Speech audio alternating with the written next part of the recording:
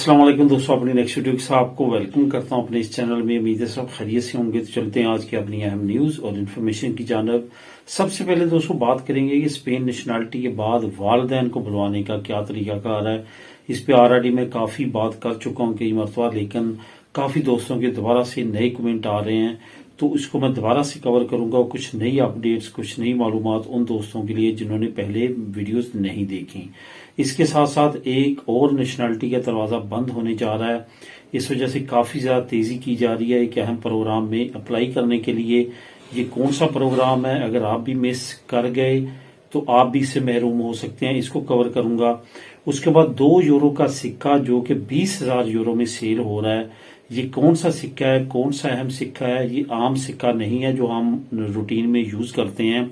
ये खास सिक्का, इसके बारे में डिटेल के साथ बताऊंगा और आप लोगों के साथ लिंक भी शेयर करूंगा। उसके बाद स्पेन की एक अदालत का बहुत अहम फैसला, एक बहुत ही अच्छा फैसला दिया है। एक और अदालत के अगेंस्ट एक डिपोर्टेशन को रोका गया है, इसको कवर करूंगा। क्या वाकया हुआ, किस तरह हुआ, क्यों कर हुआ, इस पे बात करेंगे वीडियो के आखिर में।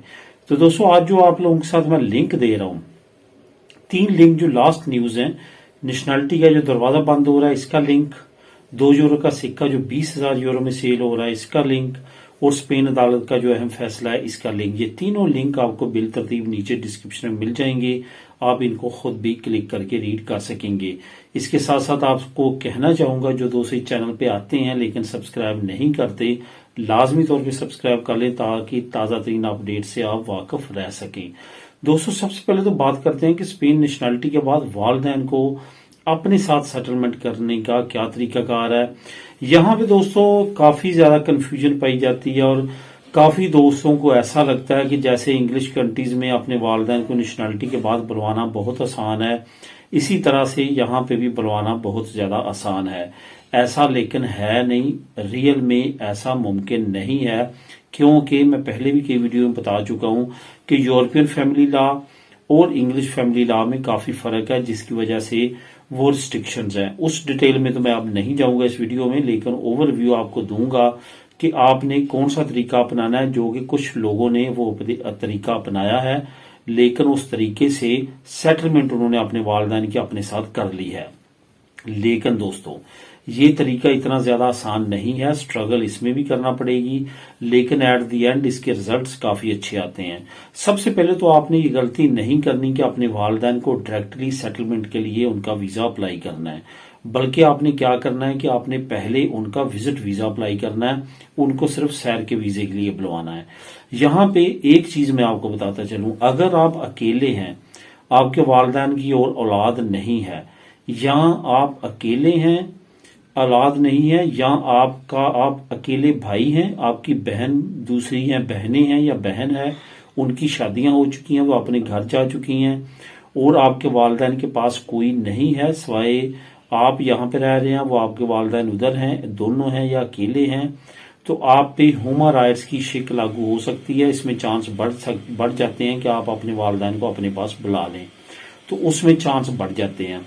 और अगर आपके वालिदैन का वहां पे कोई सहारा नहीं है, तो उसमें बहुत ज्यादा लोगों के जो हैं वो वालिदैन की सेटलमेंट हुई है उनके साथ। लेकिन अगर आपके वहां पे बहन भाई हैं, कंवारे भी हैं, शादीशुदा भी हैं, उनको संभाल सकते हैं अपने वालिदैन को, फिर मेरे ख्याल में ये गलती ना करें कि उनको डायरेक्ट सेटलमेंट के लिए बुलाएं, बल्कि उनको पहले विजिट वीजे पे बुलवाएं, जैसे कि आम लोगों ने किया है। विजिट वीजे पे बुलवाया, उनकी अपने साथ पदरोना में तो करवा ली, जैसे उनका विजिट वीजे की मुद्दत खत्म होने वाली वापस भेज दिया। 1 साल 6 महीने बाद दोबारा से उनका अगर वीजा वैलिड हुआ, वेल एंड गुड, वरना दोबारा लगवा लिया। एक मरतबा लग गया तो दोबारा इजीली लग जाता है, दोबारा बुलवा लिया, पदरोना में तो रिन्यू करवा ली, रिन्यूएशन करवा ली, फिर वो चले गए। तीसरी मरतबा बुलाया, चौथी मरतबा बुलाया, जैसे उनके 3 साल पूरे हुए तो अरेगो फैमिलियार अप्लाई कर दी, कोई अच्छा अक्सर खैरिया का वकील देख के। उसमें आपने करना क्या है कि उनके जो पासपोर्ट होंगे, जिन पे वीजे लगे होंगे, उनको आपने चेंज करवा लेना, यहाँ पे एम्बेसी कॉन्सुलेट से और बनवा लेने हैं। उस पे अरेगो फैमिलियार अप्लाई कर देनी है। उनकी पदरोना में तो जैसे 3 साल कंप्लीट होगी तो आप अरेगो फैमिलियार पे उनको डॉक्यूमेंट दिलवा सकते हैं उनको रेजिडेंट कार्ड, अगर आपके पास नेशनैलिटी है तो उनको कम्युनिटारियो कार्ड मिल जाएगा, लेकिन उस पर वो काम नहीं कर सकेंगे, उस पर उनको परमिशन नहीं होगी, लेकिन आपके साथ रह सकेंगे। आपके टैक्स नंबर पे उनका मेडिकल फ्री हो जाएगा, बाकी तमाम सहूलतें उनकी फ्री हो जाएंगी। ये तरीकाकार है जो कि बहुत ज्यादा लोग इस्तेमाल कर रहे हैं और इसको आप इस्तेमाल कर सकते हैं।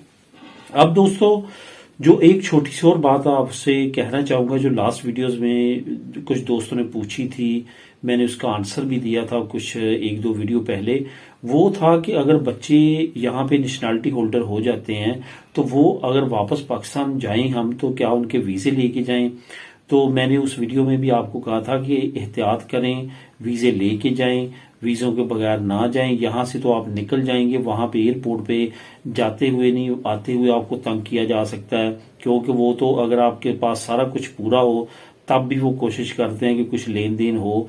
तो इस वजह से उन एयरपोर्ट्स पे, हमारे अपने मुल्क की एयरपोर्ट्स पे मसला बन सकता है, क्योंकि अगर वहां पे कोई ऐसा सरफिरा ऑफिसर हुआ या एहलकार हुआ जिसको पता हुआ कि पाकिस्तान के साथ डुअल नेशनैलिटी एग्रीमेंट नहीं है, तो वो वहां पे आपसे जिद कर सकता है और आपसे मांग सकता है कि आप लाजमी तौर पे पासपोर्ट के साथ साथ जो है आप वीजा भी दिखाएं पाकिस्तान का। तो वहां पे प्रॉब्लम हो सकती है और काफी लोगों के साथ हुई है, इस वजह से एहतियात करें। एक दोस्तों, जो नेक्स्ट न्यूज आप लोगों के साथ मैं शेयर करूंगा कि एक नेशनैलिटी का दरवाजा बंद होने जा रहा है। असल में ये डायरेक्ट नेशनैलिटी नहीं मिलती थी, ये एक प्रोग्राम था जो मैंने एक हफ्ता पहले आपको इसकी ब्रेकिंग न्यूज दी थी कि स्पेन की हुकूमत ने अनाउंस कर दिया कि गोल्डन वीजा स्कीम 1 जनवरी 2025 से बंद होने जा रही है, जिसकी वजह से अब बहुत ज्यादा जो है रेस बढ़ चुकी है यहाँ पे अप्लाई करने वालों की, क्योंकि गोल्डन वीजा स्कीम जो है वो इन्वेस्टमेंट के जरिए मिलती थी। चाहे आप म्यूचुअल फंड में डाल लें, शेयर्स खरीद लें, आप प्रॉपर्टी खरीद लें, पहले 2 लाख तक, 2.5 लाख तक होती थी, फिर 5 लाख कर दी गई और अभी इसको बंद करने जा रही है हुकूमत। लोग क्या करते थे, दूसरी कंट्री से आते थे, 5 लाख की प्रॉपर्टी खरीदी और यहाँ पे उनको डायरेक्ट पीआर मिल जाती थी, पीआर बाय फैमिली। तो वहां पे रह सकते थे, 5 साल जैसे गुजरते थे पीआर के, नेशनैलिटी अप्लाई कर सकती थी। लेकिन अब 1 जनवरी 2025 से ये प्रोग्राम बंद हो जाएगा, तो उसके बाद ये नेशनैलिटी का जो दरवाजा है ये हमेशा के लिए बंद हो जाएगा। तो अब बहुत ज्यादा लोगों ने इस पे क्विकली अप्लाई करना शुरू किया है। अगर आप में से भी, या आपकी हमारी कम्युनिटी में से कोई ऐसा प्रोग्राम जो है वो उसमें चांस लेना चाहता है इन्वेस्टमेंट करके स्पेन में गोल्डन वीजा, तो 1 जनवरी 2025 तक ये अपॉर्चुनिटी है, यानी कि 31 दिसंबर 2024 तक। उसके बाद ये नहीं रहेगी, इस अपॉर्चुनिटी से फायदा उठाया जा सकता है। अब दोस्तों बात करते हैं कि 2 यूरो सिक्का। असल में मैंने पहले भी ऐसी न्यूज आप लोगों के साथ शेयर की है, फिर मैंने दोस्तों के कहने पे वेबसाइट्स भी शेयर की जहां पे आप ये सिक्के सेल कर सकते हैं, अपलोड करके सेल कर सकते हैं। इस तरह की काफी न्यूज मैंने पहले भी आप लोगों के साथ दी हैं और काफी दोस्तों की इसमें कंफ्यूजन भी हुई है। मुझे फेस टू फेस कुछ दोस्त मिले हैं जिन्होंने मुझसे फिर पूछा कि आपकी वीडियो देखी, उसमें ये सारा था, तो लेकिन बदकिस्मती ये है कि आप नीचे लिंक को जाके क्लिक करके खुद रीड नहीं करते।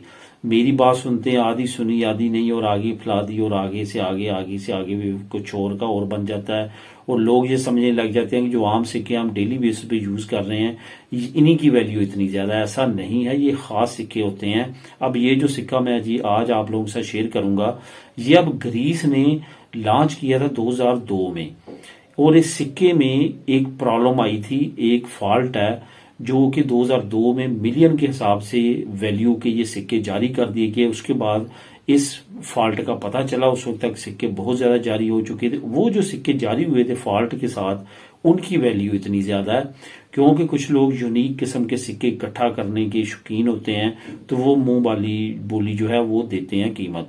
तो ये उन्हीं में से एक सिक्के हैं। इसकी आप नीचे जो मैं लिंक दे रहा हूं वहां पे इसकी शक्ल देख लें, गौर रखें। अगर आप बिजनेस करते हैं, डेली बेसिस पे सिक्के आते जाते हैं, तो ऐसे सिक्कों को तलाश करें। और मैंने एक मरतबा आप लोगों के साथ ऐप भी शेयर की थी, वो ऐप अगर डाउनलोड कर लें, सिक्का तलाश करने के बजाय उस सिक्के में आप स्कैन करेंगे, वो ऐप में सिक्के को तो ऐप बता देगी कि इसकी वैल्यू कितनी है। तो वो भी मैंने आप लोगों के साथ एक वीडियो में शेयर की थी, वो ऐप डाउनलोड कर लें, उससे भी आप फायदा उठा सकते हैं। अब दोस्तों आखिर में बात करते हैं स्पेन अदालत का एक अहम फैसला।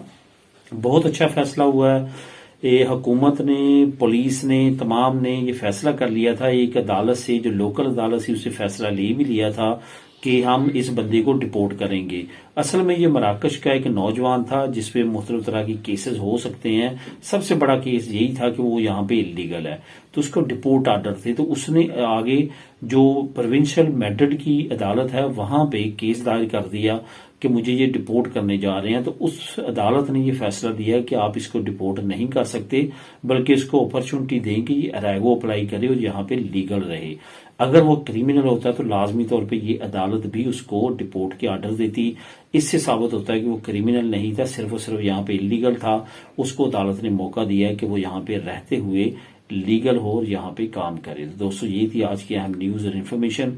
मिलेंगे नेक्स्ट वीडियो में नई अपडेट्स के साथ। अल्लाह हाफिज।